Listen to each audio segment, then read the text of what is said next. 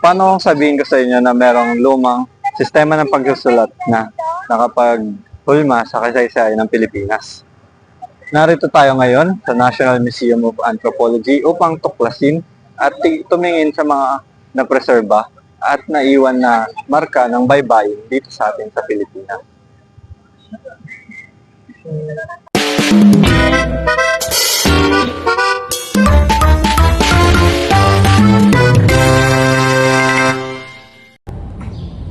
Sa araw na ito, pag-uusapan natin ang baybayin. Ang baybayin ay isang sinaunang sistema ng pagsusulat na ginamit sa Pilipinas noong 1500s hanggang mid-1600s. Ang baybayin ay binubuo ng mga simbolo at hindi ng letra, at ang mga simbolo na ito ay nagrepresenta sa mga pantig at hindi sa individual na letra. Binubuo ito ng 14 na patinig at 3 katinig. Ang salitang baybayin ay hango sa Filipino o Tagalog na salitang baybay, which means to spell.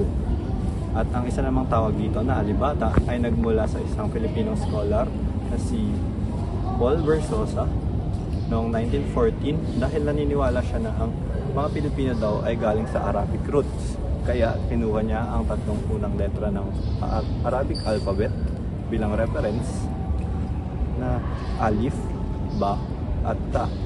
Kaya nabuo ang term na alibata.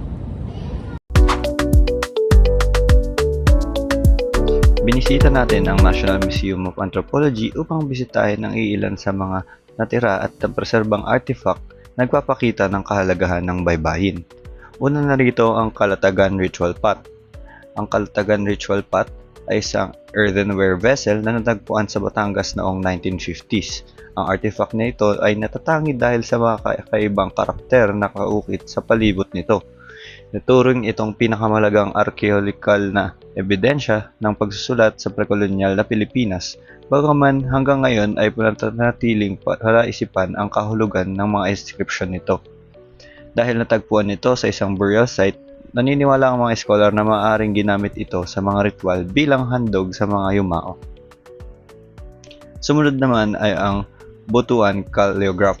Ang Butuan Paleograph ay isang piraso ng pilak o silver strip na natagpuan sa loob ng isang kabaong sa Butuan noong 1970s. Ang mga karakter na nakaukit dito ay inilalarawan ng mga eksperto na kahawig ng sinaunang script sa Java, Indonesia, na ginagamit sa pagitan ng ika-12 hanggang ika-15 siglo. Ang artifact na ito ay matibay na ebidensya na ang ating mga ninuno ay may aktibong pakikipag-ugnayan sa ibang bansa, lalo na sa Timog Silangang Asya. Higit sa lahat, narito ang Monreal Stones o Ticao Stones. Ito ay 2 limestone tablets na natagpuan sa Masbate noong 2011. Naglalaman ito ng mga karakter ng baybayin na nagbibigay ng malagang ebidensya sa paggamit ng sinaunang sistema ng pagsulat sa mga pamayanan. Bagaman patuloy pa rin ang debate ng mga eksperto tungkol sa eksaktong petsa ng mga inscription, pinaniniwalaan na ito rin ang unang beses na nasaksihan ang paggamit ng vowel deleter, isang marka upang alisin ang tunog ng mga katinig upang magamit lamang ang individual na letra sa mga simbolo ng baybayin. Ang baybayin ay ang pinakamalakas na kontra-argumento sa maling pananaw ng mga dayuhan noong unang panahon na ang mga Pilipino ay barbaro at hindi sibilisado. Pinapatunayan ng baybayin na ang ating mga ninuno ay may sarili ng organisadong sistema ng komunikasyon, edukasyon at sining.